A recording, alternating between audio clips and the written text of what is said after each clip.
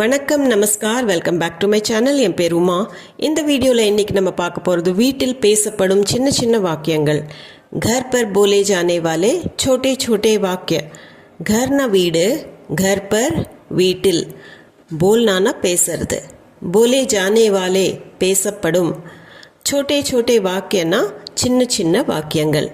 घर पर बोले जाने वाले छोटे छोटे वाक्य.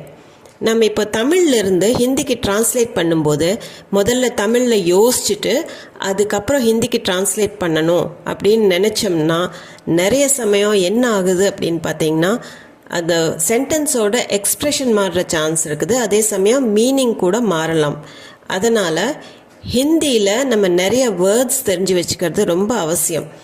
அது பெயர் சொல்லாகட்டும், வினைச்சொல்லாகட்டும், வேர்ட்ஸ் நிறையா தெரிஞ்சு வச்சுட்டு நம்ம ஹிந்திலேயே டைரெக்டாக யோசித்து அதை பேச ட்ரை பண்ணோம்னா கண்டிப்பாக ஈஸியாக பேசிடலாம்.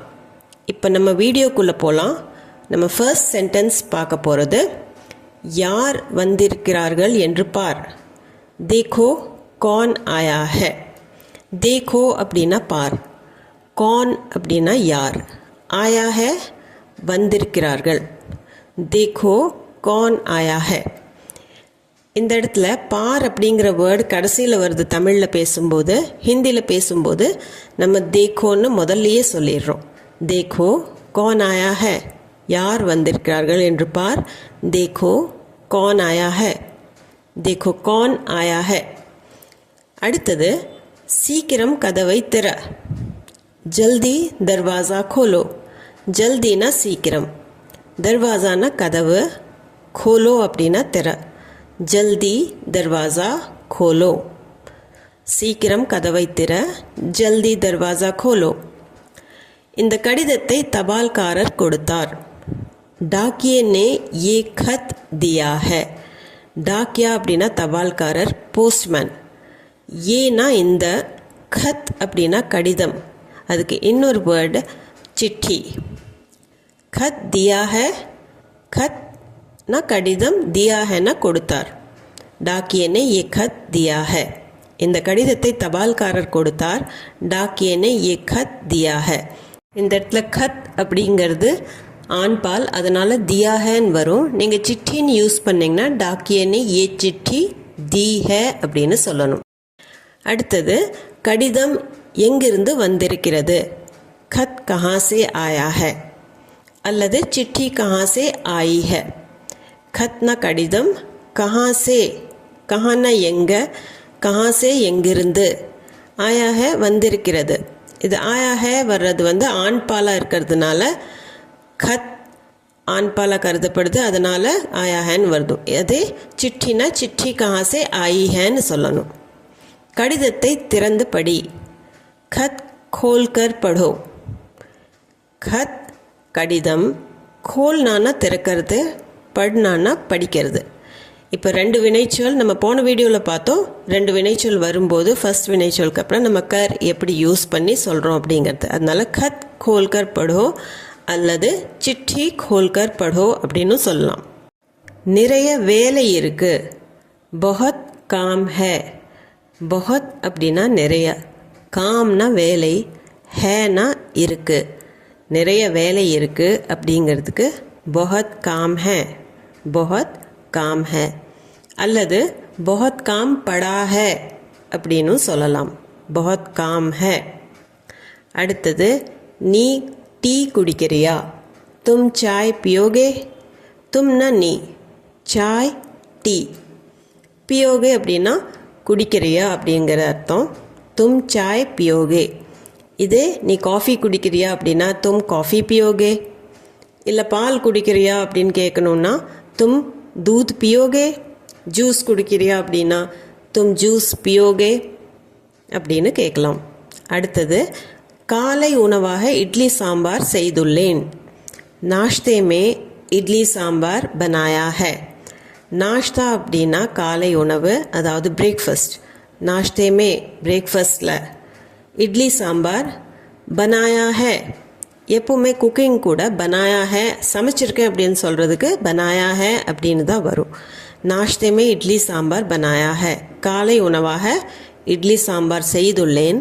नाश्ते में इडली सांबार बनाया है. அடுத்தது மதிய உணவு சமைக்க வேண்டும். दोपहर का खाना बनाना है. दोपहर அப்படின்னா மதியம், நூன்.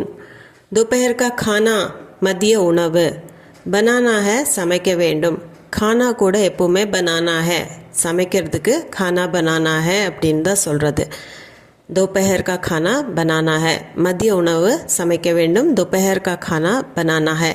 இதே நைட்டுக்கு சமைக்கணும் அப்படின்னு சொல்லணும்னா ராத் கா खाना बनाना है. ராத் அப்படின்னா நைட். காலையில் சமைக்க வேண்டும் அப்படின்னா சுபஹ் கா खाना बनाना है. அடுத்தது வேலைக்காரி வரப்போகிறாள். காம் வாலி ஆனே வாலி है. காம்னா வேலை, காம் வாலி அப்படின்னா வேலைக்காரி. ஆனே வாலி है, ஆனானா வர்றது, ஆனே வாலி है வரப்போகிறாள். இந்த வாலி है நம்ம ஏற்கனவே வீடியோவில் பார்த்தோம். வாலி है அப்படின்னா ஃப்யூச்சரில் நடக்க போகிறதையும் குறிக்கிறதுக்காக சொல்கிறது. வினைச்சொல் கூட சேர்ந்து வரும்போது அது இனிமேல் நடக்க போகுது அப்படிங்கிறத குறிக்கிறதுக்காக. காம் வாலி ஆனே வாலி है, வேலைக்காரி வரப்போகிறாள். காம் வாலி ஆனே வாலி है. அடுத்தது நான் அதற்குள் சமையலறை வேலையை முடித்து விடுகிறேன். मैं तब तक रसोई का काम खत्म कर लेती हूँ.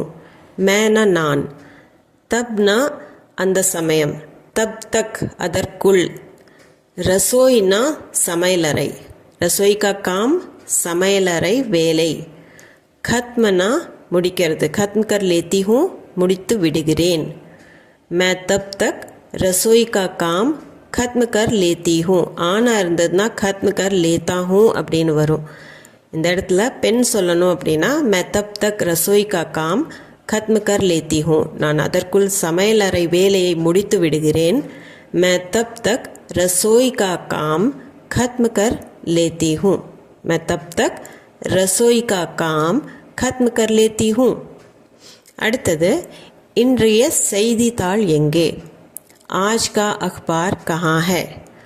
ஆஜ்னா என்று, ஆஜ் கா இன்றைய, அக்பார்னா செய்தித்தாள். அதுக்கு இன்னொரு வேர்டு சமாச்சார் பத்ர. கஹா ஹே எங்கே? ஆஜ் கா அக்பார் கஹா ஹே அல்லது ஆஜ் கா சமாச்சார் பத்ர கஹா ஹே. அக்பார் ஆண் பால் வார்த்தை, அதனால் ஆஜ் கா அப்படின்னு தான் வரும், கீ எல்லாம் வராது. ஆஜ் கா அக்பார் கஹா ஹே அல்லது ஆஜ் கா சமாச்சார் பத்ர கஹா ஹே. அடுத்தது இன்னைக்கு பால்காரருக்கு பணம் கொடுக்கணும். ஆஜ் दूध वाले को पैसे देने हैं. ஆஜ்னா இன்னைக்கு, இன்று. दूधனா பால், दूध वाला அப்படின்னா பால் விற்பவர், பால்காரர். दूध वाले को பால்காரருக்கு, पैसेனா பணம், देने हैं देनाனா கொடுக்கறது, देने हैं அப்படின்னா கொடுக்கணும். இன்னைக்கு பால்காரருக்கு பணம் கொடுக்கணும் அப்படிங்கிறதுக்கு आज दूध वाले को पैसे देने हैं. आज दूध वाले को पैसे देने हैं. पैसेங்கிறது பன்மை, அதனால देने हैं அப்படின்னு வரும். அடுத்தது வீட்டு வாடகை 1ஆம் தேதி கொடுக்கணும். घर का किराया 1 तारीख को देना है. घरனா வீடு, घर का किराया அப்படின்னா வீட்டு வாடகை, கிராயானா வாடகை. ஏக்னா 1, தாரீக் அப்படின்னா தேதி. 1 तारीख को 1ஆம் தேதிக்கு, தேனா ஹே கொடுக்கணும், வீட்டு வாடகை 1ஆம் தேதி கொடுக்கணும். घर का किराया 1 तारीख को देना है. அடுத்தது மாலையில் சீக்கிரம் வீட்டிற்கு வந்துவிடு. ஷாம் கோ घर जल्दी आ जाना. ஷாம்னா மாலை, ஷாம் கோ மாலையில், घर வீடு, ஜல்தினா சீக்கிரம், ஆனானா வர்றது, ஆஜானா அப்படின்னா வந்துவிடு அப்படின்னு ஒரு ரிக்வெஸ்ட் மாதிரி சொல்கிற மாதிரி. மாலையில் வீட்டிற்கு சீக்கிரம் வந்துவிடு. ஷாம் கோ घर जल्दी आ जाना அல்லது ஷாம் கோ ஜல்தி घर आ जाना அப்படின்னும் சொல்லலாம். ஜல்தி घरக்கு முன்னாடியும் சொல்லலாம் அல்லது घरக்கு அப்புறம் சொல்லலாம். ஷாம் கோ घर जल्दी आ जाना. அடுத்தது இன்று மாலை விருந்தினர்கள் வருகிறார்கள். आज शाम को मेहमान आ रहे हैं. ஆஜ்னா இன்று, ஷாம் கோ மாலையில். மெஹமான் அப்படின்னா விருந்தினர்கள். ஆ ரஹே ஹேன் வருகிறார்கள். ஆனா அப்படின்னா வர்றது. ஆ ரஹே ஹேன் வருகிறார்கள். இன்று மாலை விருந்தினர்கள் வருகிறார்கள். ஆஜ் ஷாம் கோ மெஹமான் ஆ ரஹே ஹேன். இந்த இடத்துல மெஹமான் ஆ ரஹே ஹேன் அப்படின்னு வர்றது பன்மையை தான் குறிக்குது. இந்த ரஹே ஏ வரும்போது அது பன்மையை குறிக்கும். அப்போது நிறைய பேர் வர்றாங்க. ஆஜ் ஷாம் கோ மெஹமான் ஆ ரஹே ஹேன். வரும்போது கொஞ்சம் இனிப்புகள் மற்றும் பழங்களை வாங்கி வரவும்.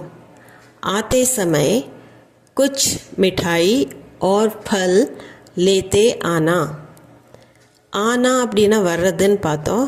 ஆத்தே சமய் அப்படின்னா வரும்போது. குச் கொஞ்சம், ஏதாவது. மிட்டாய்னா இனிப்பு.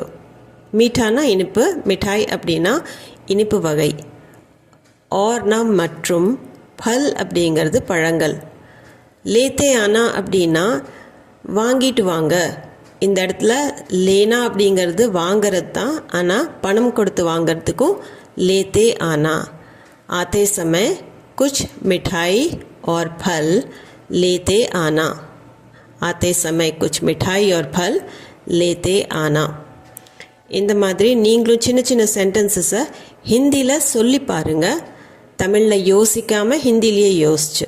இந்த வீடியோ உங்களுக்கு யூஸ்ஃபுல்லாக இருந்திருக்கும்னு நம்புகிறேன். இது சம்மந்தமான டவுட்ஸ், கொஷின்ஸ் எதுவாக இருந்தாலும் கமெண்ட் செக்ஷனில் கமெண்ட் பண்ணி சொல்லுங்கள். அதுபோல் இந்த வீடியோ பிடிச்சிருந்தால் லைக், ஷேர், சப்ஸ்கிரைப் பண்ணிவிட்டு கண்டிப்பாக பெல் ஐக்கானை ப்ரெஸ் பண்ணிக்கோங்க. அப்போ தான் நான் போடுற வீடியோட நோட்டிஃபிகேஷன் உங்களுக்கு வந்து சேரும்.